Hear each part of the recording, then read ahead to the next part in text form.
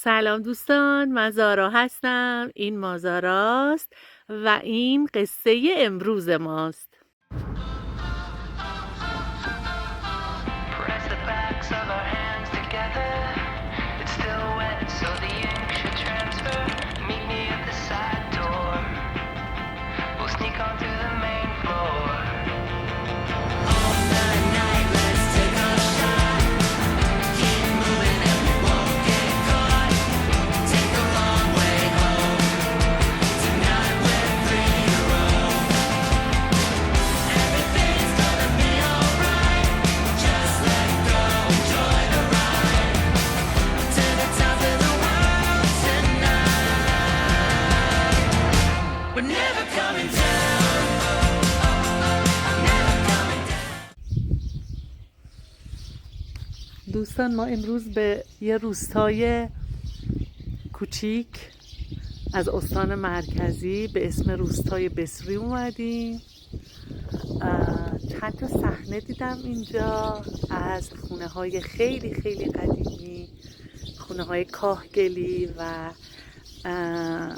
درهای چوبی. دلم نیامد که اینا را به شما نشون ندم.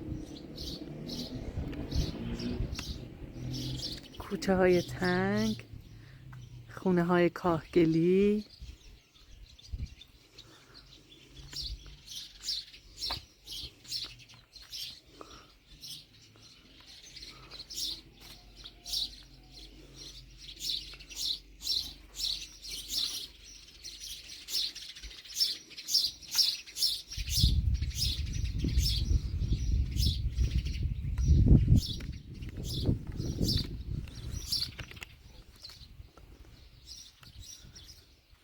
آقا سلام. بله، چرا به اینجا میگن چین کوچک؟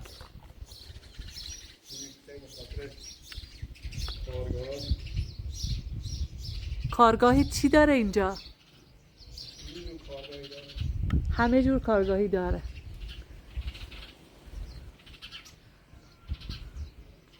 بعد فروشگاهی نداره، درسته؟ فروشگاه نداره.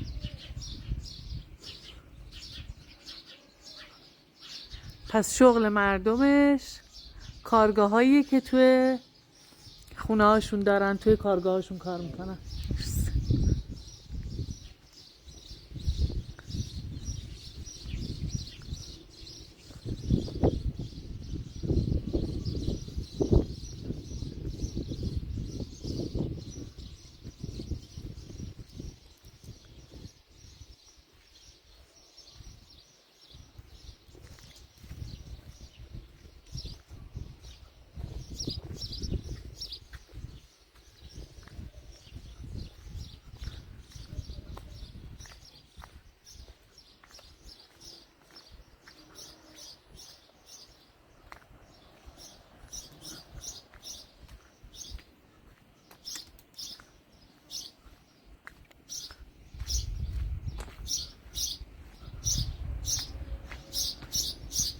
صدای باد و صدای پرنده تنها صداییه که اینجا شنیده میشه.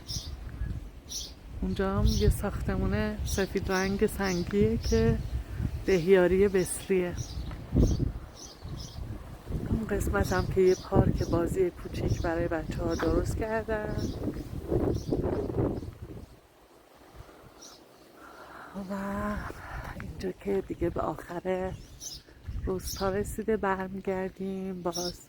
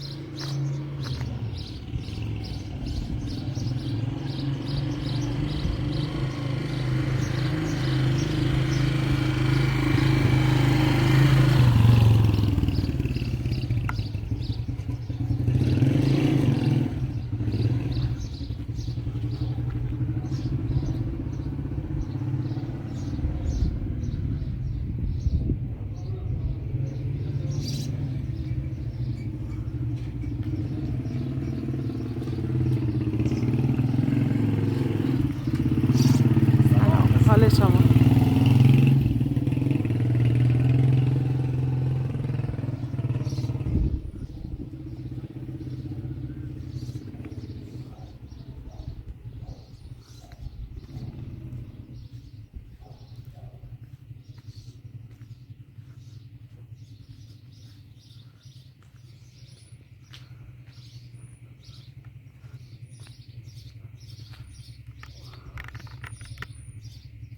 حالا آب داشتید رفتید این خونه یه خونه بسیار زیبا با صفا و قدیمی با عطر کاهگل.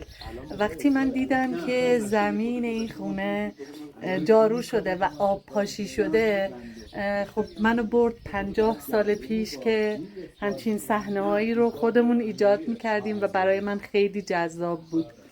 این من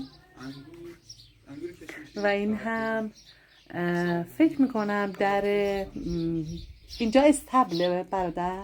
این دستا انبار کاهه. انبار کاهه. اینجا انبار کاهه که با این در چوبی و قشنگ هستش. حالا از گاو هم میخواد فیلم بگیرون. یه گاهی اون تا داره. آره خیلی دوست دارم، خیلی دوست دارم. اگه اشکالی نداشته اینجا باشه. نه بیا. این در خیلی باحاله. این در رو ببینید، یعنی لذت باز و بسته کردن این در هر کسی اینو تجربه نکرده. این خیلی باحاله، خیلی باحاله. پریروز داشتیمش فروختیمش. چه جالب، اونها یکی هم از اونجا چه می‌خواد جالب. بله بله.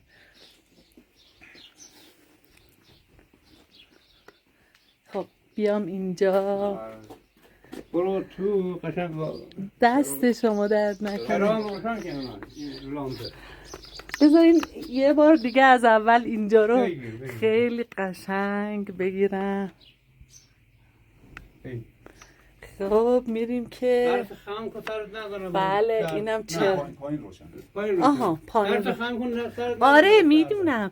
سلام سلام سلام. اینجا رو ببینید، این فضولات این خونه این حیوان مهربونه. سلام قشنگم. سلام عزیز کوچولو مهربون. بچه این اتاق این گاو قشنگه. میخوای دستمو بو کنی؟ آره دوست داری دستمو بو کنی؟ بیا اگه دوست داری بیا بو کن دست منو. اگه دوست داری بیا دست منو بو کن. جانم چرا شاخت کج شده؟ بیا عزیزم اگه دوست داری بیا دستمو بو کن. بله دوست داره. زبونم میزنه. خیلی عالی، خیلی عالی، خیلی مهربونی. خب خیلی زیبا بود اینجا. خیلی حس خوبی داشت، حس قدیمی بودن، حس روستا و زیباترین حسی که میشه توی یه روستا داشته باشی و مهربونی مردمی که داستانهای قشنگ رو ایجاد میکنن. اینم زبون آقا یا خانم گاوه که سلام مادر، حال شما خوبین خواهر گلم؟ ببخشید قربان شما خوبین؟ سلامتی؟ ببخشید من با اجازه همسر شما برادرم اومدم اینجا رو فیلم گرفتم. خیلی برامون جالب بود. شما توی فیلم نیستی، خیالتون راحت.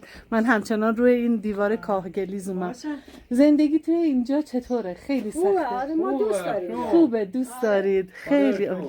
خدا رو شکر واقعا. درآمد نداره. آخه عزیزم خدا برکت بده به کسب و کارتون، به زندگیتون. ایشالله بهترینا باشه براتون همیشه. از اینکه منو مهمون کردید واقعا ممنون. به مهربونی قربونت برم خواهر گلم. ممنونم برادرم، ممنونم. خدا حفظتون کنه. ممنون که ما رو مهمون خونه قشنگ و با صفای خودتون کردید. خیلی قشنگه. ببینید اون آجر و سنگ و اینا همه جا دیده میشه الان، ولی این دیگه دیده نمیشه. این دیگه داره از بین میره. جایی که هست باز غنیمته. دیدنش خیلی قشنگه. ممنونم، خیلی ممنونم. لذت بخش بود. ممنون از شما. زنده باشید. اینم یه پله‌های قشنگی که معلومه میره بالا. نه ممنونم. مزاحمتون نمیشم دیگه. مرسی. همین فضای قدیمی تر برای من خیلی لذت بخش و دیدنی بود. مرسی. خدا نگهدارتون باشه. ممنون از اینکه گذاشتین ما بیایم و نیومدید بالا چایی بخورید. زنده باشید. ممنونم. خیلی لطف دارید.